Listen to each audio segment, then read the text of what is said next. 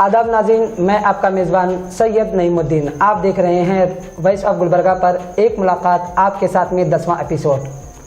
आज हमारे स्टूडियो में मशहूर व मारूफ जो 20 साल सियासत का तजुर्बा रखते हैं, जिनकी बेस्ट सोशल एक्टिविटीज़ है, जिनकी खिदमत रोज़े रोशन की तरह है। जी हाँ, हम बात कर रहे हैं जनाब इम्तियाज़ सिद्दीकी साहब, एक्स कॉर्पोरेटर के। सर, हमारे स्टूडियो में एक मुलाकात आपके साथ प्रोग्राम में आपका दिल की गहराई से इस्तकबाल करते हैं, वेलकम करते हैं। अस्सलामु अलैकुम रहमतुल्लाहि व बरकातहू। वॉइस ऑफ गुलबर्गा के तमाम नाज़रीन और मैं आप सबका अपने तहे दिल से मशकूर व ममनून हूँ।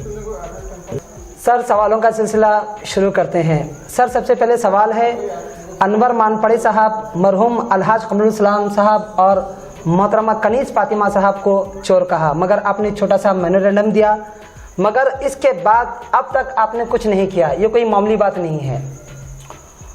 मैं आपकी बात से इत्तेफाक करता हूँ कि अनवर मानपड़े जिसका जिक्र आप कर रहे हैं, मैं इसके लिए भी एक बाइट दे चुका हूँ। अनवर मानपड़े अपनी शोहरत के लिए क्या कर रहे हैं, वो अपनी शोहरत के लिए उन्होंने खरगे साहब को कहा, धर्म सिंह साहब को कहा, कमरुल इस्लाम साहब को कहा, मोहतरमा को कहा। मेरे को ऐसा महसूस नहीं होता कि अगर वो गलत होते तो वो जब सुप्रीम कोर्ट गए, सुप्रीम कोर्ट वहाँ पे जजमेंट सुनाती। हाँ, ऐसे हुआ नहीं। इंसान अपने किरदार को वाज़े करने के लिए या अपने आप को काबिल बताने के लिए दूसरे लोगों को जो इशारा कर रहा है वो आदमी, उसके गिरेबान पे कितने दाग हैं वो देखिए आप। सबसे पहले मैं उन तमाम शहर के गुलबर्गा के लोगों को ये बताना चाहूँगा कि अनवर मानपड़े पिछले 8 से 10 साल हो गए हैं ये काम करते हुए। जब तक तमाम लोग जिंदा थे, जब तक उन्होंने ऐसा कोई काम नहीं किया। अब वो ये चाहते हैं कि अब उनका वजूद भी नहीं है बीजेपी में। अगर वो मुसलमान है, मैं आपको दलील के साथ 2 दिन पहले वो एक इंटरव्यू दिए जिसमें उन्हें अल्लाह के रसूल सल्लल्लाहु अलैहि वसल्लम का नाम बोलने नहीं आता। तो ये कैसा मुसलमान है, कैसे वक्फ बोर्ड की वफादार बता रहा है। मैं पूछना चाहता हूँ इस शहर गुलबर्गा के नहीं बल्कि कर्नाटक और हिंदुस्तान के लोगों से, कौन से वक्फ बोर्ड के पैसे से मुसलमानों का तरक्की हो रही थी? कौन से वक्फ बोर्ड ने लोन दिया था? कौन से वक्फ बोर्ड ने नौजवानों की फीस दी थी? कौन से वक्फ बोर्ड के पैसों से गुलबर्गा का कोई बच्चा इंजीनियर बना, कोई डॉक्टर बना? ऐसी कोई बात नहीं है। वो बार बार दलील दे रहे हैं कि वक्फ बोर्ड की तमाम ज़मीन वापस आ जाएगी तो मुसलमानों को फ़ायदा होगा। तुम सो गए थे अनवर मानपड़े। मैं तुमसे कहना चाहता हूँ, जब बाबरी मस्जिद को शहीद किया जा रहा था तुम कहाँ थे? बाबरी मस्जिद वक्फ बोर्ड का हिस्सा नहीं थी तो तुम्हारा उसके बारे में क्या ख्याल है? हम यहाँ पे कोई मस्जिद को कब्जा नहीं किए। अगर कहीं ऐसा हो भी गया होगा, उसके लिए हिंदुस्तान का कानून है। तुम्हें कोई हक नहीं बनता कि इस शहर के कायदों को, इस शहर के मरहूम एक जांबाज लीडर को तुम अपनी तरफ से नाजेबा अल्फाज इस्तेमाल करो। ये मेरे लिए, मेरी तरफ से तुम्हें मुफ्त मशवरा है। तुम सबसे पहले एक बार कलमा पढ़ के तुम सबसे पहले दीन के अंदर आओ। तुम्हें कलमा पढ़ना नहीं आता, तुम्हें अल्लाह के रसूल सल्लल्लाहु अलैहि वसल्लम का नाम लेना नहीं आता, तुम किस वक्फ बोर्ड की बात कर रहे हो? हमें भी पता है वक्फ बोर्ड, हम भी यहीं पैदा हुए हैं, पूरी उम्र इसी शहर में गुजारा है।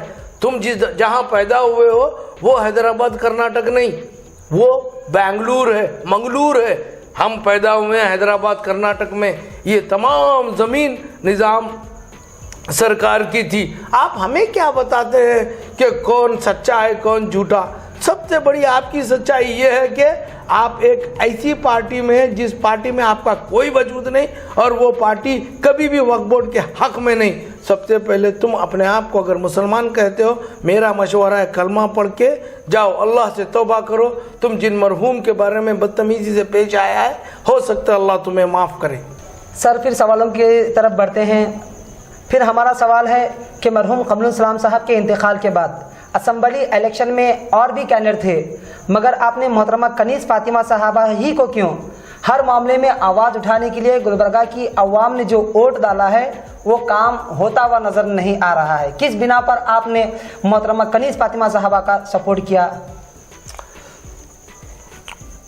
सरकार, आपने अभी जो पूछा है इसके लिए आप थोड़ा सा गौर करें जी। अलहाज कोई भी इंसान, मैं पहले अलहाज कमरुल साहब मरहूम के बारे में बोलने से पहले आप ही को एक एग्जांपल देता हूँ। अगर कोई शख्स एक 36 साल ड्यूटी करता है, वो गवर्नमेंट सर्वेंट, पुलिस हो, कोई भी हो, 36 साल 36 ईयर जॉब करता है, उसके बाद वो रिटायर्ड होता है। रिटायर्ड होने के बाद में उसे पेंशन मिलती है। हाँ, उसके बाद उसे उसके अच्छे कारनामों के लिए तमाम स्टाफ बैठ के उसे अवार्डों से, उसे गुलपोचियों से नवाजता है। अलहाज कमरुल इस्लाम साहब 40 साल अपनी कौम को अपनी औलाद की तरह, वो सिर्फ नॉर्थ के या गुलबर्गा के लीडर नहीं थे, वो डिस्ट्रिक्ट के लीडर थे, वो स्टेट के लीडर थे, वो सेंटर तक गए थे। आप सोचें, अगर उनके इंतकाल के बाद में इमीडिएट आप किसी को गुलबर्गे की भागदौड़ नहीं दे सकते थे। मोहतरमा कनीज़ फातिमा साहबा 40 साल उनके साथ रहीं, तो अब आप अंदाज़ा लगाइए क्या कुछ नहीं सीखा होगा उन्होंने, क्या कुछ नहीं सीखा होगा उन्होंने। आप ये अंदाज़ा लगा रहे कि कौन, आपका सवाल में आपने ये नहीं बताया कि कौन काबिल थे। मैं उनसे पूछना चाहता हूँ, उस वक्त कौम किसको पसंद करना चाहती थी? एक लहर थी, एक तूफान था। मोहतरमा कनीज़ फातिमा साहबा जब बेंगलुरु से हैदराबाद, हैदराबाद से गुलबर्गा आई तो मैं देख के ताज्जुब हो गया। एक तूफान था उनके साथ, सरों का एक बड़ा मजमा उनके साथ आ रहा था। फिर मैं कैसे बेवकूफ़ था, एक बहती नदी में नदी क्रॉस करने वाला, मैं भी नदी के साथ बहना चाहता था या तो नदी रुकने के बाद बहना था। आप समझ रहे हैं? आपका सोच अगर यह है कि उनसे कोई काबिल था तो आप वोटों में बताइए मेरे को उनसे कोई काबिल था। कौम ये चाह रही थी कि कमरुल इस्लाम साहब के घर से उनकी अहलिया आए। बहुत कोशिश, आखिर तक ना बोलने वाली मोहतरमा को सब लोगों ने मनाया, ले आए, ला के आपके सामने मौजूद है। आप उनकी कोई कमी है तो मुझसे बात करें, उनके साथ जाने की सबसे बड़ी बात है। देखिए भाई साहब, इस शहर का हर औरत, हर बच्चा, हर आदमी उन्हें वोट दिया है। आप अंदाजा लगाइए, रिकॉर्डेड वोट है। आज तक ना ही कमरुल इस्लाम साहब लिए, ना ही और कोई लीडर लिया। मैं गलत हूं तो मुझे दुरुस्त कर सकते आप। सर, जहां वोट की बात आप कह रहे हैं, लोग पछता रहे हैं कि हम जो वोट डाले हैं हम इस बिना पर डाले थे कि गुलबर्गे का डेवलपमेंट होगा, मगर ये हो नहीं रहा है। लोग अब जिस तरीके से मैडम को जिता कर लाए हैं, अब लोग मैडम की शिकायत कर रहे हैं। आप डेवलपमेंट की बात करें, अभी जो जिता के लाने के बाद में मोहतरमा को डेवलपमेंट, मैं आपको गिनवाता हूँ। गुलबर्गे में मुख्तसर सी जगहों पे यूजीडी थी। अगर आप सर्वे करके देख लें तो मुझे बता दें, मैं आपको ऐसे गिनाता हूँ उंगलियों पे। देखिए, वार्ड नंबर 13 बहुत बड़ा है। यहाँ पे पूरे वार्ड नंबर 13 में उन्होंने यूजीडी का काम कराया। मैं गलत बोल रहा हूँ तो यहाँ जहाँ आपकी ऑफिस है, यहाँ से कहीं दूर तक यूजीडी का काम है। मेरा एक और घर भी यहाँ पे है। दूसरी चीज़ आप गौर करके देखें, सीसी रोड के जाल बिछा दिया उन्होंने। आप अगर, मैं दलील के साथ बिछा दिया बोल के ख़त्म नहीं करूँगा, मैं आपको बताऊंगा कि मिल्लत नगर में, जिसे खंडाला कहते हैं, अगर आप वहाँ से गुजरे तो ऐसे महसूस होता है हम गुलबर्गे में नहीं।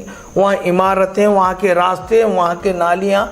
आप अकबर बाग में जाइए, अब सबसे बड़ी मिसाल है आपके सामने, रिंग रोड से दरगाह तक जो रोड, अब उन्होंने पहले यूजीडी का काम करवाया, खुने अलावे को ऊपर चढ़ा के यूजीडी का काम करवाया। कमरुल इस्लाम साहब के दौर में इतना फंड ही नहीं आता था।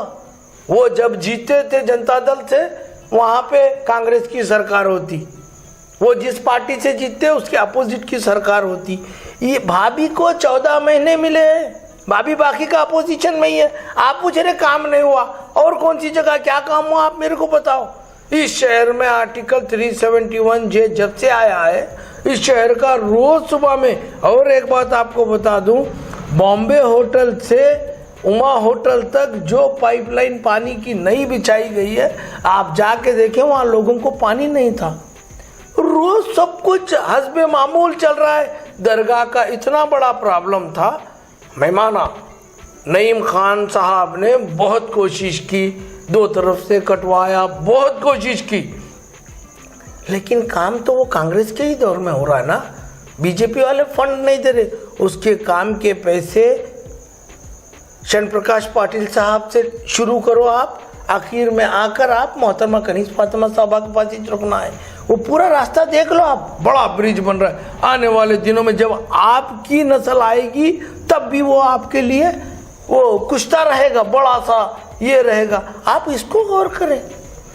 सर अभी बता रहे थे कि गुलबर्गा में तकरीबन जगह काम हुआ। चंद ऐसे इलाके हैं सर, अब तक एमएलए को नहीं मालूम कि वो वार्ड आता कहाँ है। ये मेरा एक्सपीरियंस वाला बता रहा हूँ कि मैंने जब लॉकडाउन में वार्ड नंबर 34 का मैंने एक सर्वे किया तो मुझे कॉल आता है कि ये आता कहाँ है। बेस्ट, आप बेहतरीन बात की है, मुझे बहुत खुशी हुई। हमारे हिस्से में कितने वार्ड हैं आपको इल्म नहीं है, मैं आपको बता रहा हूँ। 1 से 30 तक हमारे हिस्से में वार्ड हैं जी। किसके? कांग्रेस, ये नॉर्थ के जी। उसके बाद अगर आपको 36वां वार्ड पूछना है तो आपको वहीं जाना पड़ेगा। किसके पास? वो उस जगह से जिन्होंने जीता है।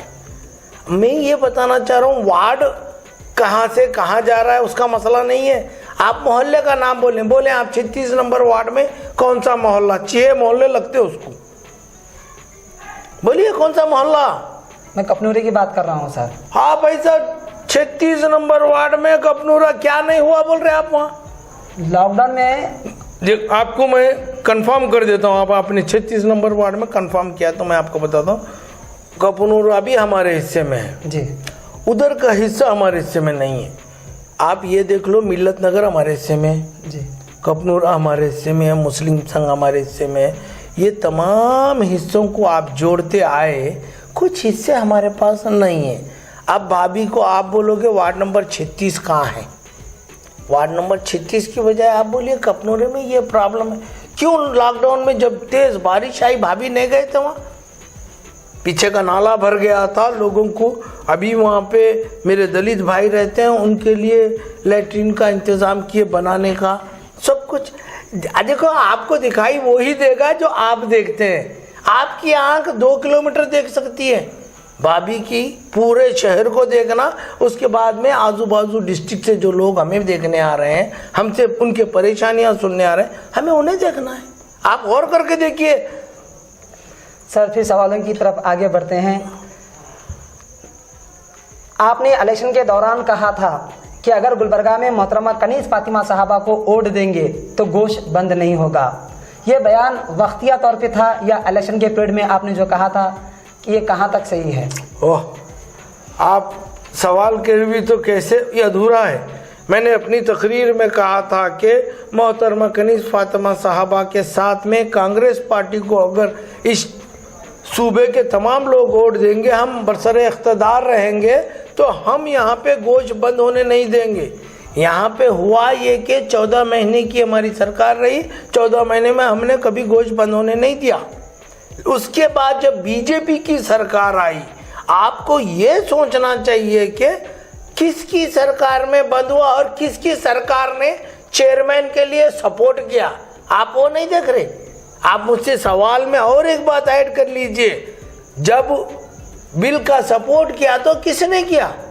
कांग्रेस ने किया, जनता दल ने किया, MIM ने किया और कोई पार्टी BSP ने किया। आप वो देखो, हम तो सपोर्ट नहीं करें, आज भी मुखालिफ है। हम चाहते हैं दलित भाई, बैकवर्ड भाई, मुस्लिम भाई, तमाम लोग गोश्त खाते हैं तो उनके लिए गोश्त मिलना चाहिए। इस मुल्क का कई लोग गोश्त को ही नहीं, आप गोश्त बंद करने से क्या प्रॉब्लम है वो भी तो देखो। आप सिर्फ आप बात कर रहे हैं गोश्त बंद हो गया, मैं बात कर रहा हूं उन कुरैश बरादरी के कम से कम 30,000 तो लोग गुलबर्गा में होंगे टोटल, उनके फैमिलीज मिला के।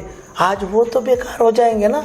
मैं आपके लिए, आप उनके लिए भी पूछो, सिर्फ मेरे सवाल को मत दोहराओ।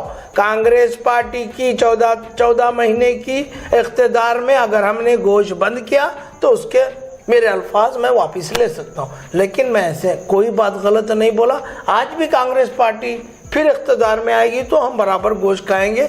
हम गोश्त खाना हमारा फर्ज है, समझो आप, हम कोई चीज़ छोड़ नहीं सकते। सर, नॉर्थ में सबसे ज़्यादा कत्ल, मर्डर, गांजा वगैरह सबसे ज़्यादा नॉर्थ में इसकी होने की वजह क्या है? ये सबसे अच्छा सवाल है आपका। देखिए, जब भी बीजेपी की सरकार रहेगी कोई भी सूबे में, वहाँ पे क्राइम रेट बढ़ जाता है। वो इसलिए कि बीजेपी की सरकार अपने मफाद के लिए ऐसे ऑफिसरों को लाके बिठा देती है जो ऑफिसर पूरा मुतमईनी से काम नहीं कर सकते। उसमें हमेशा बीजेपी के लीडर्स मुदाखलत करते हैं। वो कहीं पकड़ने जाते हैं, उन्हें रोक देते हैं, किसी को पकड़ के लाते हैं, उसे छोड़ने के लिए कहते हैं। उन्हें आज़ादी नहीं रहती। कांग्रेस के दौर में कांग्रेस हमेशा क्राइम रोकी है। आप गौर करके देखें, 14 महीने के जो मोहतरमा कनीज़ फातिमा साहबा का या कांग्रेस का इख्तिदार का टाइम था, इतने मर्डर नहीं हुए जितने मर्डर लॉकडाउन से पहले शुरू हुए। और गांजा आपने कभी सुना था पहले इतना तेजी से गांजा? आज गांजा है, मैं मानता हूं। मैं और एक मेरे अजीज दोस्त ने डीसीपी साहब को बहुत बार कहा, लेकिन फायदा क्या होगा? जब आप अंदाजा लगाइए, गुलबर्गा के बिल्कुल करीब में पूरे बीजेपी के लोग जो उनकी पार्टी से उनके कार्यकर्ता होंगे, उनके वोटर होंगे, नहीं होंगे, वो लोगों ने कितने 100 किलो गांजा वहाँ पकड़ा गया। अब वो कांग्रेस के दौर में नहीं पकड़ा गया, वो बीजेपी के दौर में पकड़ा। आप सवाल भी कर रहे तो उनके बारे में भी तो सोचें, वो लोग भी तो कर रही है ना। हमारे क्या है इसमें? अपना मोहतरमा कनीज़ फातिमा साहबा किसी का ट्रांसफ़र करा के कोई सर्कल को लाई है, ना उनके मर्जी से कोई बड़ा ऑफिसर आया है। अब तो तमाम चीज़ें डिस्ट्रिक्ट इंचार्ज मिनिस्टर, आप ये नहीं पूछे आज तक डिस्ट्रिक्ट इंचार्ज मिनिस्टर लॉकडाउन के बाद से आया क्या कभी यहाँ? कौन देखना है क्राइम? कौन पूछना है ऑफिसरों से? मैं यहाँ डिस्कस सीधा कोई भी बात हो सीधा आप मोड़ रहे हैं कमरुद्दीन साहब के ये मोहतरमा कनीज़ फातिमा साहबा के पास। उनके अगर इख्तिदार में होते, अगर उनकी पार्टी पावर में होती, बेंगलुरु में हुकूमत उन्हीं की रहती, अगर ऐसा होता तो हम जिम्मेदार थे। अब तो सीधा बीजेपी जिम्मेदार है। कौन से पुलिस स्टेशन में आज कोई पुलिस स्टेशन में एक मजबूत सर्कल बताइए? कोई नहीं। क्यों? उनकी बात सुनना है उनको। अभी थोड़ी देर में बीजेपी का वो लीडर फोन करता है, आदमी छोड़ देना। बीजेपी का वो लीडर फोन करता है, आदमी को रियायत कर देना। मोहतरमा कनीज़ फातिमा साहबा किसी क्राइम को, क्रिमिनल के लिए फ़ोन करिए, आप एक सबूत दे दें मुझे। वो कभी नहीं करती फ़ोन। हाँ, अगर कोई नाहक कोई काम हो आए तो वो फ़ोन करके बोलती हैं ये गलत है। जब तक कि वो मुतमईन ना हो किसी आदमी को सपोर्ट नहीं करती। सर, फिर सवालों की तरफ बढ़ते हैं। आने वाले दिनों में असम्बली इलेक्शन में एमआईएम कदम रखेगी। गुलबर्गा का बार बार आना, बैरिस्टर असदुद्दीन साहब का और लोगों का भीड़ जमा होना, क्या ये वोट में वोट भी तब्दील होंगे? भाई, आपको असदुद्दीन ओवैसी साहब का मैं एक छोटी सी मिसाल देता हूँ, आपके समझ आ जाएगी। नरेंद्र मोदी, अमित शाह दोनों डमरू बजाते हैं, जिस पे असदुद्दीन ओवैसी साहब नाचते हैं। आप डमरू समझते होंगे। और असदुद्दीन ओवैसी साहब और अकबर ओवैसी साहब मिलकर डमरू बजाते हैं, वो राजा सिंह नाचता है। आप गौर करके देखिए, ये स्टेप बाय स्टेप चल रहा है काम। ये जहाँ भी जाते हैं, जहाँ मुसलमान ऑलरेडी पहले से, ये क्यों आ रहे हैं? मुसलमानों के लिए आ रहे हैं, बोल रहे हैं। क्यों? हम मुसलमान नहीं है? मोहतरमा कनीज़ फातिमा मुसलमान नहीं है? यहाँ पे नासिर हुसैन उस्ताद मुसलमान नहीं है? यहाँ पे दूसरे कोई मुसलमान आई नहीं? इन्हों आए तो वो एमआईएम लाए तो मुसलमान है। आप इनको सोच के देखिए, जब भी कोई खेल दिखाने वाला आता है तो लोग बहुत जमा होते हैं। हाँ, खेल दिखाने वाला टाइम पास कर कर चला जाता है, उससे लोगों पे असर नहीं होता। असर होता तो बिहार में 50, बिहार बाद में सोचेंगे हम, पहले इनके कितने एमएलए वहाँ पे हैदराबाद में। वो सोचो आप, तेलंगाना में इनके कितने हैं, इन आंध्र प्रदेश में कितने लाए। ये वहीं, ये वो कुएं की मेंढक है, वहीं टर्राती है, उसी को दुनिया समझ बैठे हैं। और वो बार बार बीजेपी को, मैं बीजेपी की बी टाइम नहीं बोलता, रस्सी है अमित शाह और नरेंद्र मोदी के पास, वो डमरू बजाते हैं, ये नाचना शुरू करते हैं। आप अंदाजा लगाइए, हिंदुस्तान के तमाम बड़े बड़े बोलने वाले, आजम खान जैसे लोग, डीके कुमार, शिव कुमार जैसे लोगों पे ईडी की रेड, उन पे इनकम टैक्स की रेड, उन पे सीबीआई की रेड। ये असदुद्दीन अवैसी क्या फरिश्ता है, इस पे कहीं को नहीं हो रही रेड। इनके पैसे लगाए नहीं, 100 करोड़ का पैलेस बनाया लाजा, वो पूरे स्कूल हैं, कॉलेज हैं, सब ये क्या पूरे इमाम साहब के वैसा चल रहे। भाई सबसे पहले वो जो डमरू बजा रहा है, वो दोनों मिलके क्या है उसका नाम, नरेंद्र मोदी और अमित शाह डमरू बजाता है, ये अपना काम करने निकलता है।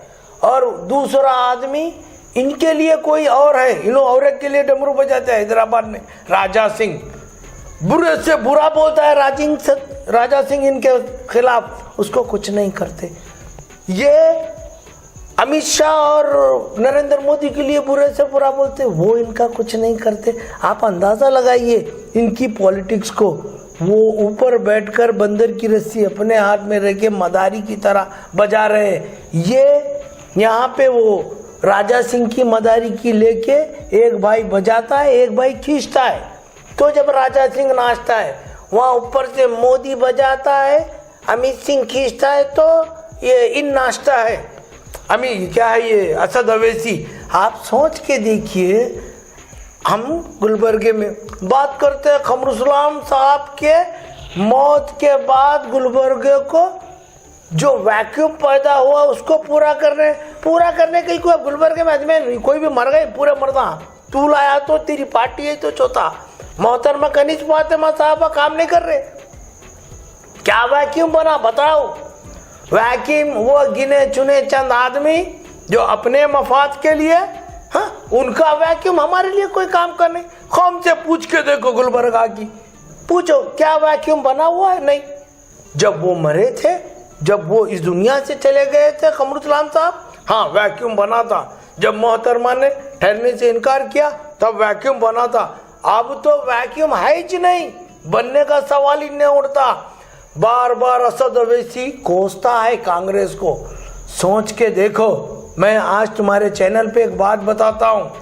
आप सोचना, 1950 के बाद में वो चार मीनार के साथ मंदिर नहीं थी, समझ में आई। असदुद्दीन अवैसी बार बार बाबरी मस्जिद के गिराने की बात करता है, लड़ाई की बात करता है। पहले उस छोटे से पत्थर को मंदिर का रूप देने वाले वो तुम लोग है एमआईएम के। हाँ, वहां पे मक्का मस्जिद के सामने कई गोलियां चली, कई नौजवान शहीद हो गए, उसके जिम्मेदार तुम है। वहां वैक्यूम बनाए, यहाँ पे नहीं बनाए। तुमने बीजेपी को लाया, अब कितनी सीट कारपोरेशन की उन्होंने जीती है, तुम ये वैक्यूम के बारे में बात करो। तुम कांग्रेस को कोस रहे हो, तुम्हारा बाप कांग्रेस में था, कांग्रेस की जूतियों में नहीं दरवाजे पे खड़ा था। तुम भी 10 साल यूपीए 1 और 2 में बाहर खड़े थे। तुम लोगों ने अपने जीने के रास्तों को वसी कर लिया। आज मुसलमानों को बता रहे कांग्रेस क्या दिया, कांग्रेस क्या दिया। अबे तेरे मुंह से आज तक नहीं निकला विधानसभा में कहीं भी कि तुमने पेट्रोल का रेट इतना बढ़ा दिया। बताओ, ये आदमी गुलबर्गा में वैक्यूम की बात कर रहा है। तू जा दिल्ली में ठहर के नरेंद्र मोदी के सामने बता, दाल का क्या रेट है, गैस का क्या रेट है, वो पेट्रोल का क्या रेट है, डीजल का क्या रेट है, कितने लोगों को नौकरियां चले गई। वो सब पूरे हिंदुस्तान के लीडर बनने की बात कर रहा है। तो ये बता, तू सबसे पहले क्या बताना चाह रहा है? गुलबर्गे में वैक्यूम बना। ये वैक्यूम ना ही पहले कभी बना है, ना आगे कभी बनेगा। तुझ जैसे हजारों लोग, तेरे वालिद भी गुलबर्गा आए थे, अगर वो तुझे बताए नहीं बताए मेरे को मालूम नहीं। अगर गुलबर्गा से तेरे वालिद के साथ कोई आदमी हो तो उनसे पूछ लेना खमरुसलाम क्या चीज़ थी। अब उन्हीं की अहलिया आज इख्तिदार में है। बस उस औरत के फराग दिली को देखो आप कि तुम गुलबर्गा आओ, तुम्हें इजाज़त दे रही है। बड़ी बात है कि आओ, तुम्हें गुलबर्गा आने की इजाज़त दे रही है, तुम्हारे प्रोग्रामों की इजाज़त दे रही है। तुम्हारी तो सोच भी नहीं पहुंच सकती जहाँ मोहतरमा जो काम कर रही हैं। मुझे अफसोस नहीं है, असदुद्दीन ओवैसी पहले भी एक बार उन्होंने बहुत बदतमीज़ी से पेश आया था, लेकिन उसके बाद मुझे भी स्टेज नहीं मिला। उसके बाद कोरोना ही आया, कोरोना के बाद में लॉकडाउन हो गया। इंशाअल्लाह ज़िंदगी में कभी अल्लाह ने मौका दिया तो जिस अंदाज में उन्होंने स्टेज से बात की थी, मैं मीडिया के ज़रिए ने मैं भी उन्हें स्टेज से जवाब दूंगा कि किस तरह कांग्रेस पार्टी उनसे फ़ायदा उठाया। उन्होंने आज कांग्रेस को भला और बुरा कोस रहे हैं और आज वो नरेंद्र मोदी की अपने गले में डाले हुआ पट्टा नरेंद्र मोदी और अमित शाह के पास रखे हैं। उसके बारे में आप ये हेडलाइंस बनाइए, मुझे फिक्र नहीं, ये सच्चाई है। अगर पूरे हिंदुस्तान के लीडरों पे रेड हो सकती है, ईडी की, इनकम टैक्स की, सीबीआई की, तो असद ओवैसी पे क्यों नहीं? ये मेरा सवाल है। हाँ, इसीलिए नहीं कि वो लोग इसके गले में रस्सी डालकर नचा रहे हैं। ये अपना वजूद कायम रहने हैदराबाद में साल में एक बार गाली देने लगाता है वो उससे, और उसके गले में ये डाला है रस्सी डालकर ये अपना सिस्टम बना के चल रहे हैं। एक वक्त आएगा यही असदुद्दीन ओवैसी दोबारा ये कहने पे मजबूर होगा कि नहीं, मैं जो पहले कहा था कांग्रेस पार्टी के बारे में वो मुझसे गलती हुई। बस इंतज़ार कीजिए आप। ऐसे गुलबर्ग में एमआईएम का वजूद नहीं, फिर भी वक्त के बारे में मैं कुछ नहीं बोलता आपको, लेकिन असदुद्दीन ओवैसी को मेरी तरफ से एक छोटी सी नसीहत है, जब भी गुलबर्गा आए वैक्यूम की जिक्र ना करें। यहाँ वैक्यूम है ही नहीं और वैक्यूम की ज़रूरत भी नहीं हमको। कि आप गुलबर्गा के डेवलप के बारे में क्या कहते हैं? मैं कहता हूँ कि गुलबर्गा का डेवलपमेंट 40 साल में जितना हुआ था पिछले 3 साल में उसके बराबर हुआ है। मैं आपसे ये बताना चाहता हूँ कि सबसे पहले अलहाज कमरुसलाम साहब जब एमएलए रहा करते थे, मिनिस्टर रहा करते थे, तो आर्टिकल 371J नहीं था, तो इन्हें वो स्पेशल जो फंड आता है वो अब आ रहा है। जब वो आखिरी टाइम पे एमएलए थे तब से आ रहा है। तब से आप देख लें इन 3 सालों में हर जगह वक्त एक ही दिन में कोई जादू की छड़ी नहीं फूंक दिया गुलबर्गा क्लियर होने सुकून से। आप देखिए, मेरा ख्याल है 50% रिंग रोड के इधर बाजू के, रिंग रोड के अंदर के घर जो है रेगुलर नहीं है। इनके पास ये कभी परमिशन नहीं लेते और इनके अपने घर के पास इनका 30-40 का प्लॉट होता है और 30-40 के प्लॉट पे ये लाइन मारते हैं, दीवार बना के आगे 3 फीट का कट्टा बनाते, 2 फीट का रैम बनाते, 5 फीट बाद बचती क्या जगह। आप डेवलपमेंट क्या बुराई है गुलबर्गे में? मेरा वादा है आपसे, वादा नहीं चैलेंज है आपसे, अगर आप बीजापुर, बीदर, रायचूर, यादगीर इन 4 शहर को मिला के एक गुलबर्गा देखें, बहुत खूबसूरत है गुलबर्गा। आपको ऐसा लग रहा है गुलबर्गा ठीक नहीं है, आप उधर जाके उनके शहरों में देखो, मगरिब के बाद में महसूस नहीं होता आप कहाँ आए हैं। आज गुलबर्गा रोशन है। आप दिल से, आप किसी को टारगेट करके या आपका व्यूअर्स किसी को टारगेट कर रहे हैं कि मैं फलानी पार्टी का हूँ, मोहतरमा ठीक काम नहीं कर रही है, मैं ऐसे नहीं। हकीकत में डेवलपमेंट हुआ है। हकीकत में आपके पास आने के लिए मुझे पहले बहुत प्रॉब्लम्स होती थी, अब एक सीधी रोड है और रोड बनने वाली है और ये बनने के बाद भी बनने वाली। ये यूजीटी का काम बाहर हुआ है आपके मक्का कॉलोनी में, मुझे इल्म है। बहुत डेवलपमेंट आपको गिनाऊंगा, आपके पेपर कम पड़ेंगे, आपके पास वक्त कम पड़ेगा।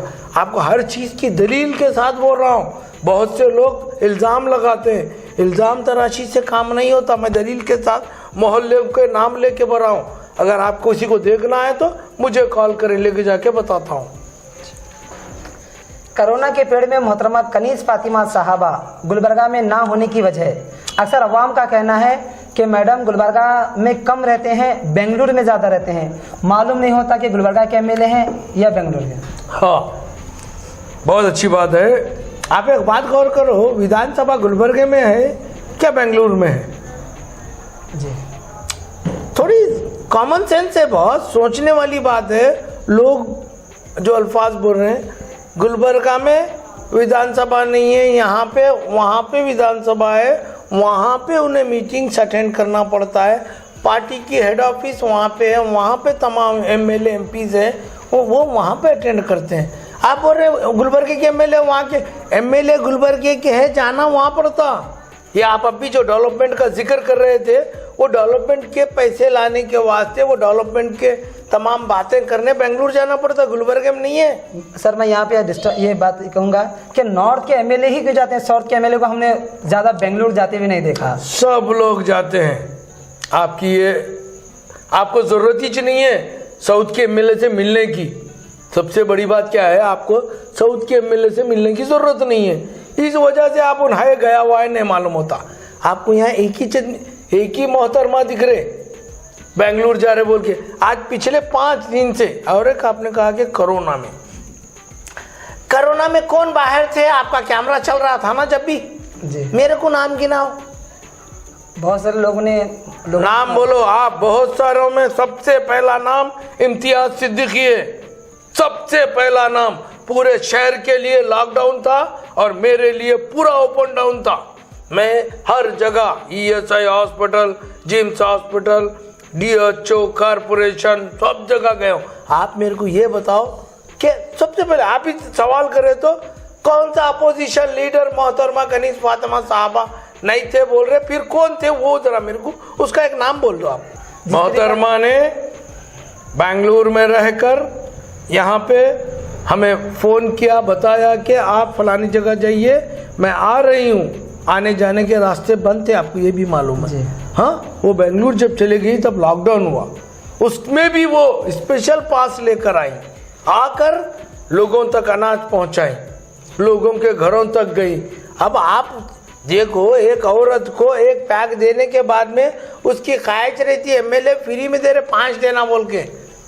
अगर वो औरत ये सोची एक मैं ले ली, एक मेरी पड़ोसन को भी देना है बोले, तो लोग बोलते सबको मिला। आप ये मत सोचे मोहतरमा कहाँ थे। मोहतरमा की जगह हम तो थे ना, हम एमएलए नहीं, उनके फॉलोअर है, उनकी जगह काम कर रहे थे।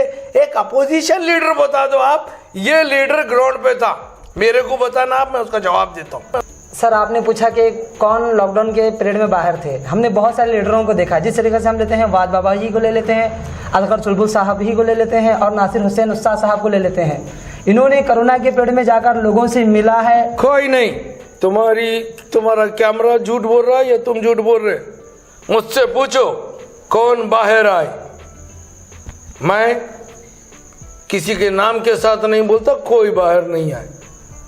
मैं आपसे चैलेंज के साथ बोलता हूँ। सर हो सकता है आपने नहीं देखा होगा, मैं खुद ही ग्राउंड में था और कोई नहीं था, मैं किसको देखूं। एक बड़ा प्रोग्राम चलाया, देर रात लाइव चलाया, जिसमें ईएसआई में खाना नहीं मिल रहा था, छोटे बच्चे के वार्ड में, कोरोना वार्ड में फैन गिर गया था, छोटे बच्चों को कोरोना पॉजिटिव रूम में रखा गया था। आप मेरे को क्या बोलते, उन्होंने इन्होंने बोल के। और जो लोगों का आप नाम ले रहे हैं, उन्हीं से अगर दोबारा इंटरव्यू हो तो पूछना कि आप कोरोना में बाहर थे। मैं किसी को नेता नहीं तो सर्टिफिकेट देने वाला नहीं हूँ। आप मुझसे सवाल करो तो ये करो कि आपने किसको देखा, मैं किसी को नहीं देखा। आपने अभी कहा कि मोहतरमा कनीज़ फातिमा साहबा मेरे साथ वो डीएचओ आई, डीएचओ की ऑफिस को आई, मेरे साथ वो ईएसआई आई, मेरे साथ, मैं साथ में था, हम जिम्स को गए। आप बताओ कौन तो गए बोल के, कोई तो एक फोटो डालो, इस बाइट के साथ एक फोटो डालो, मैं मान लूंगा। अगर आपके घर से आपने खाना चावल बांटा है, अनाज बांटा है, तो वो मैं उसके बारे में नहीं बोलता। आप फील्ड में लोगों की खिदमत करने आए, मैं नहीं मानता। अगर आखिर में जब लोगों को कोरोना खत्म होने का टाइम आया, वो बैरिकेड्स निकालने का टाइम आया, तब अगर आप बाहर आए हैं तो मैं बोलूँगा हाँ इन्हों आए बोल के। शुरू के लॉकडाउन में कोई बाहर नहीं आया। सर फिर सवालों का सिलसिला आगे बढ़ाते हैं। कॉर्पोरेशन इलेक्शन 2013 में हुआ था, अब तक नहीं हुआ। सर इसकी वजह क्या है? अब तक डेट नहीं आई, तारीख नहीं आई। देखिए बड़े भाई, हम तो जब ये टर्म ख़त्म हुआ तभी इलेक्शन कराने के मूड में थे। तमाम कांग्रेसी लीडर तभी कराना चाहते थे। कुछ कारपोरेटर जो बनना चाहते हैं उन्होंने ऑब्जेक्शन फाइल किया था हाई कोर्ट में कि आपका डिलिमिटेशन सही नहीं है, आपकी कैटेगरी सही नहीं है, जब कांग्रेस की गवर्नमेंट थी। ये तब से अब तक सिर्फ हाई कोर्ट से सेक्रेटरिएट जा रही है, सेक्रेटरिएट हाई कोर्ट जा रहा है। अभी भी कोई ऑब्जेक्शन फाइल कर, आज की डेट में जो है आपके सामने खड़ा हूँ, आज भी ये कह रहे हैं कि भाई अगर आप इलेक्शन, आपको कोई ऑब्जेक्शन है क्या? वो अभी भी मुझे ऐसी खबर मिली थी कि 2 दिन पहले कुछ लोग ऑब्जेक्शन करने के लिए तैयारी कर रहे थे। ये हमारी तरफ से नहीं है। शहर बड़ा हो गया, डिलिमिटेशन जो पहले था वो चेंज हुआ। जाहिर सी बात है, पहले 4,500-5 हज़ार वोट का भी एक वार्ड हुआ करता था। ये वार्ड नंबर 13 11-12 हज़ार वोट का भी वार्ड हुआ करता, चेंज होता है। और अगर डेट कारपोरेशन में कौन से बड़े काम हुए जो कारपोरेटर नहीं रहे तो काम नहीं हुए, बराबर काम हो ही रहे हैं। अब रही बात, ये सवाल आप जब भी कोई बीजेपी का लीडर आपकी चेयर पे बैठे उससे करे, तो मेरी नज़र में फिर भी मैं जवाब दे दिया। हमारे पास जो 14 महीने की सरकार थी, मैं जवाब दिया। अब ये बाकी के बचे हुए टाइम की बात आप कोई बीजेपी सरकार से पूछे तो बेस्ट रहता। असम्बली इलेक्शन में मोहतरमा कनीज़ फातिमा साहिबा असम्बली इलेक्शन में लड़ेंगे या फराजुल इस्लाम साहब? अक्सर अवाम का कहना है कि इस बार असम्बली इलेक्शन में फराजुल इस्लाम साहब लड़ेंगे। आपकी अवाम बहुत कुछ सोचती है भाई, अवाम की सोच पे पाबंदी कहाँ है? मैं कैसे ये बोलूं कि अवाम, मैं इतना दावे के साथ कह सकता हूँ, मोहतरमा ने पिछले 3 साल में दिल लगाकर बहुत काम किया। हाँ, और मोहतरमा बेस्ट है, इतनी फिट है कि एक नौजवान की तरह फिट है, उनके बेटे के बराबर फिट है। वो जाती हैं कई बार यहाँ से बेंगलोर, यहाँ से हैदराबाद, हैदराबाद से बेंगलोर, फिर सुबह को विधानसभा जाती हैं, फिर वहाँ से बेंगलोर से गुलबर्गा आती हैं, यहाँ पे मीटिंग अटेंड करती हैं। वो परफेक्ट है। किस वजह से? उनके बेटे की बात। फराजुल इस्लाम को अल्लाह वक्त देगा, मौका देगा, इस बार नहीं देगा, अगले बार देगा। वो नसीबों वाली बात मैं नहीं कर सकता, लेकिन मुझे उम्मीद है मोहतरमा कनीज़ फातिमा साहबा कोई किस्म से परेशान नहीं है, या शहर में उन्होंने कोई ऐसी नाकामी नहीं कि शहर का ऐसा कोई काम नहीं किया कि वो नहीं ठहरेंगी, ऐसा मुझे नहीं लगता। शायद अवाम को लगता है तो वो अपनी सोच, शायद कुछ लोग होंगे वो जो बोलने वाले हैं, सब नहीं। सर अक्सर अवाम का कहना है कि मैडम ज़्यादातर ओपनिंग में, शादी में ज़्यादा रहती है, ऐसा क्यों? आपको एक बात बताऊं, चाहने वाले मोहतरमा कनीज़ फातिमा साहबा के इतने ज़्यादा है, हर आदमी ये सोचता है कि मोहतरमा के कदम से मेरी दुकान ओपनिंग होगी तो मैं आगे कामयाब होऊंगा। लोगों की जहन है, भाभी के हाथ से हम ओपनिंग कराएंगे तो इंशाल्लाह हमें बहुत फ़ायदा होगा, ये लोगों की सोच है। और दूसरी बात यह है, दावत में, दावत सुन्नत का तरीक़ा है। किसी को आपने वादा किया मैं दावत में आती हूँ, अगर आपसे मेरा भी एक सवाल है इस कौम से, अगर भाभी दावत में नहीं आए, किसी का ओपनिंग करने नहीं आए, तो आप लोग क्या सवाल करते? अरे उनको गुरूर है हमारे पास, दावत में नहीं आते। देखो ये मुंह है, 2 बातें होती रहती हैं, इस बात पे ज़्यादा जोर देने वाली क्या बात है? उन्होंने किसी की दावत में गए, खुशी की बात है, किसी की ओपनिंग करे उससे खुशी की बात है। ओपनिंग कराने वाले की माँ बाप वालिद उसके बुजुर्ग रख के उन भाभी से ओपनिंग करा रहा है, तो ये सोचो उस दुकान की शोहरत भी मिल रही है, साथ साथ में भाभी के कदम से हो सकता है उसके पास बरकत भी आ रही होगी। इलेक्शन का माहौल जब आता है, कांग्रेस पार्टी अपोजिशन पार्टी का डर डालकर वोट लेती है, ये कहाँ तक सही है? देखो फिर बात, अब डर डालने की क्या बात है? वाजे है, कश्मीर से कन्याकुमारी तक वाजे है। आज क्या हाल है? हम डर नहीं डालते, सच्चाई बचाते। अब आप अगर उसको डर समझे तो हम क्या करना? डर है क्या ये? बाबरी मस्जिद चले गई, डर था क्या? 3 तलाक का मसला आया, डर था क्या? गोशबंदी, डर था क्या? कई नौजवानों को तकलीफ हो रही है, डर है क्या? हम कहीं को बताएंगे सामने नहीं दिख रहा, आपके सवाल कुछ दुरुस्त करो। डरा रहे नहीं, हकीकत बताते हैं कांग्रेस वाले, तकलीफ होती है। अब आप बोलेंगे डरा के लेने की क्या था? 14 महीने गोश्त बंद हुआ था क्या गुलबर्गा में? हमारी सरकार में नहीं, हम डराते नहीं, हम सच्चाई बताते हैं। आपने पार्टी की बात कही, अक्सर लोग कांग्रेस को अलविदा क्यों कह रहे हैं? जो सीनियर लीडर हैं, जो कई साल से कांग्रेस पार्टी में खिदमत अंजाम दिए हैं, क्या वजह है कि कांग्रेस छोड़कर दूसरी पार्टी ज्वाइन कर रहे हैं? देखो, कांग्रेस पार्टी छोड़कर दूसरी पार्टी ज्वाइन करें, कुछ लोग दल बदलू हर दल में होते हैं। कुछ लोग दल बदलू मफाद परस्त बोलते हैं उसे। क्या? मफाद परस्त, अपने मफाद के लिए आज यहाँ कल वहाँ। हाँ, लेकिन एक बात सोचिए, मैंने एक शख्स से सुना था कांग्रेस पार्टी के बारे में, ये समुंदर है, समुंदर से 2 लोटे पानी निकाल के बाहर निकाल दिए, समुंदर को फर्क नहीं पड़ता। 2 लोटे पानी समुंदर में डाले, समुंदर को फर्क नहीं पड़ता। सबसे बड़ी बात आप ये देखिए, आज हम हैं खामोश हैं। जिस दिन ये खामोशी टूटेगी, ये बहुत बड़े तूफान का पेश खैमा है, समझो आप, पूरा बहा ले जाएगी। अब हम खामोश हैं, वक्त का इंतजार कर रहे हैं। इंशाल्लाह फिर सवेरा होगा कांग्रेस का इसी सूबे में, इंशाल्लाह। सर, अवाम का अक्सर कहना है कि कांग्रेस पार्टी में काबिलियत की बिना पर नहीं बल्कि चापलूसी की बिना पर उन्हें ओहदा दिया जाता है। ये हर जगह होता है भाई, आपका ये सवाल हर जगह होता है। कुछ लोग चाहते हैं, चाहत में उन्हें ओहदे मिल जाते हैं, ये दो राय नहीं है। आदमी सख्त होता है, वो काबिलियत जिसमें होती है वो सख्त होता है, वो अल्फाज रोकता नहीं, तो सामने वाले के दिल को तकलीफ होती है, इसीलिए हो सकता है उसके सख्त अल्फाज को वो लोग नहीं बर्दाश्त कर सकते, उन्हें चापलूस लोगों की ज़रूरत रहती है। हर आदमी तो एक जैसा नहीं होता है, एक क्लास में पूरे बच्चे तो एक साथ पास नहीं हो सकते, 1-2 फेल भी हो जाते, इसमें उतना बड़ी कोई बात नहीं है। मेरी नज़र में ये सोचो तो हर घर में होती है ये पार्शलिटी, पार्टी में होना ज़रूरी नहीं है, हो भी गई होगी तो बहुत से औकात ऐसे आएंगे, इंशाल्लाह सबको हक मिलेगा। सर, नॉर्थ में क्या लगेगा कि असेंबली इलेक्शन में या कॉरपोरेशन इलेक्शन में क्या कांग्रेस को वोट डालेगी? क्योंकि लोग कांग्रेस से कम होते आ रहे हैं, कांग्रेस पार्टी कहीं ना कहीं कमज़ोर होती हुई नज़र आ रही है। आप कांग्रेस पार्टी को नॉर्थ में पूछ रहे, सिर्फ कांग्रेस को नॉर्थ में पूछ रहे जी, ये कॉरपोरेशन में क्या एमएलए में? जी, मैं दोनों भी बता रहा हूँ। सुनो, आज भी कांग्रेस पार्टी के हर वार्ड में, हाँ 3 नहीं मैं 20 दावेदार बताता हूँ। कितने?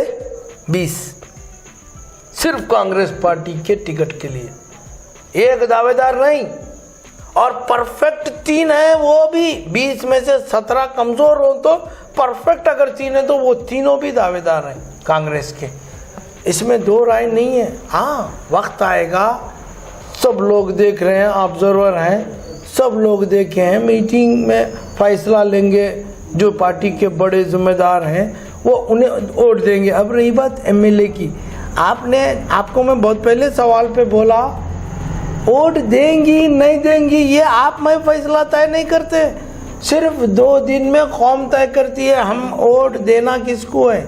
2 दिन में हम 1000 बातें करते रहते हैं, सब कुछ करते हैं, वो फायदेमंद नहीं है। हाँ, वोट देना किसको है वो तय करती है अवाम आखिरी 2 दिन में। और जो लोग तयशुदा लोग होते हैं, कुछ आधे वोटर तो तयशुदा है दिल में लिख के कि हम इन्हीं को वोट देंगे। अब रही बात थोड़ी बहुत कोशिश, अगर कोई 200-400 आदमी नाराज हैं, हम हैं, हमारे पार्टी के बहुत लोग हैं, भाभी हैं, सब मिलके उन्हें मनवा लेंगे। ऐसी कोई बात नहीं है कि भाभी की कोई खराब छवि है, भाभी ने कोई स्कैंडल किया है, करोड़ों रुपए का घपला किया है, ऐसी तो कोई बात नहीं। मोहतरमा को आज भी पैसे की ज़रूरत नहीं है, वो भी आज ये चाहती हैं कि मैं वो फराज इस्लाम जिस तरह उनके औलाद है उस तरह इस कौम को औलाद बोल के चल रहे उन्हों। और कोई आदमी भाभी को वोट देने से पहले मैं तुम्हें एक चीज़ वाज़ेह कर दूं, कोई भी बेटा ऐसा नहीं होगा इस शहर का कोई भी बेटा जो अपनी माँ की गलती पे माँ को सजा दे, कोई भी बेटा ऐसा नहीं होगा कि अपनी माँ की गलती पे छोटी या बड़ी माँ को सजा दे। और अगर वो इस कौम में, इस शहर में अलहाज कमरुल इस्लाम साहब अपनी औलाद की तरह तमाम लोगों की खिदमत करें तो वो माँ ही है, और वो माँ की किसी गलती की कोई सज़ा नहीं हो सकती है। दोबारा भी ये कौम मोहतरमा कनीज़ फातिमा साहबा को ही वोट देगी। सर, इससे पहले जो इंटरव्यू हुआ था, अलहाज नासिर हुसैन उस्ताद साहब ने कहा कि मोहतरमा कनीज़ फातिमा एमएलए होने से बेहतर एडवोकेट वाद बाबा होते। ये उनकी एक राय है, वो क्या कहना चाहते हैं, इनके होने से बेहतर जी। उनकी अपनी राय है, वो राय मेरी नहीं, वो राय इस कौम की नहीं। सोच के देखिए आप, उनसे ज़्यादा तो वो 32,000 से ज़्यादा वोट लिए थे कमरुल इस्लाम साहब के सामने, और वहाज बाबा साहब जो वोट लिए उससे कोई वो नहीं है, मेरे को एतराज़ नहीं है। लेकिन सबसे पहले आप ये गौर करके देखें, ये ख्याल किसका है? ये ख्याल नासिर हुसैन उस्ताद साहब का है, ये ख्याल मोहतरमा कनीज़ फातिमा या इस कौम का नहीं। ये कौम का ख्याल वहाज बाबा कहाँ तक जाना चाहिए कौम ने डिसाइड कर दिया है।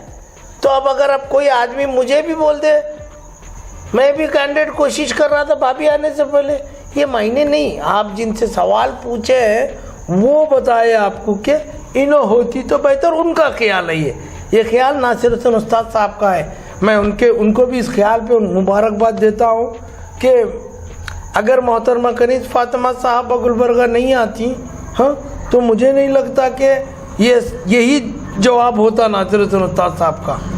लास्ट इलेक्शन में मोहतरमा नहीं आती तो ये जवाब नहीं हो सकता था, मेरी कुर्सी पे कोई और बैठा होता, फिर आपका सवाल कुछ और होता।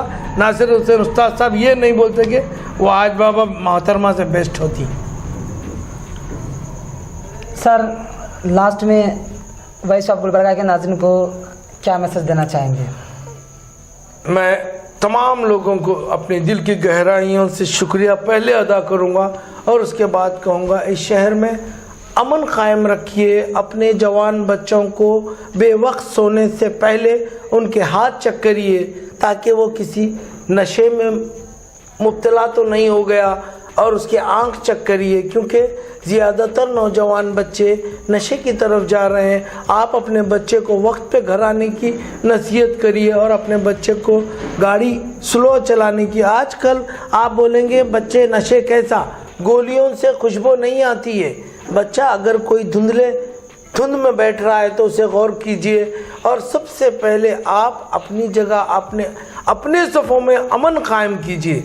इस क्राइम को देखकर आप तमाम लोग 12 साल से 22 साल के बच्चे को 8 बजे से पहले, 10 बजे से पहले घर आने के उनको नसीहत कीजिए। और तमाम शहर के लोगों से मेरी एक रिक्वेस्ट है कि आप इस नशे की लानत को अपने बच्चों से दूर रखिए और अपने बच्चों को गौर करिए। और रही बात, मैं मोहतरमा कनीज़ फातिमा साहबा के उनके गैर मौजूद रहने पर, मैं आपको उनकी तरफ से भी एक बात बताऊंगा कि शहर पूरी तरह से किसी भी गंदगी में मुब्तला नहीं है। आपके घर पानी आ रहा है, रोड नालियाँ रास्ते बन रहे हैं। अगर कोई आदमी आपके पास ऐसा मैसेज लाता है कि मोहतरमा काम नहीं कर रही है, आप आपके दिल पे हाथ रख के फैसला कीजिए कि आज आपने मोहतरमा को जिताकर कोई गलती नहीं की है, और इंशाल्लाह आने वाले दिनों में भी हम उम्मीद करते हैं आपके दिल में इसी तरह कमरुल इस्लाम साहब की जो तस्वीर के साथ मोहतरमा है, वही तस्वीर आने वाले दिनों में भी कायम रहेगी। सलाम अलैकुम रहमतुल्लाहि व बरकातहू। नाज़रीन, हमारे प्रोग्राम का वक्त यहीं ख़त्म होता है। जिन हजरात को सवाल करना है तो हमारे नंबर पर व्हाट्सअप करें ताकि उनके सवाल भी लिए जाएंगे।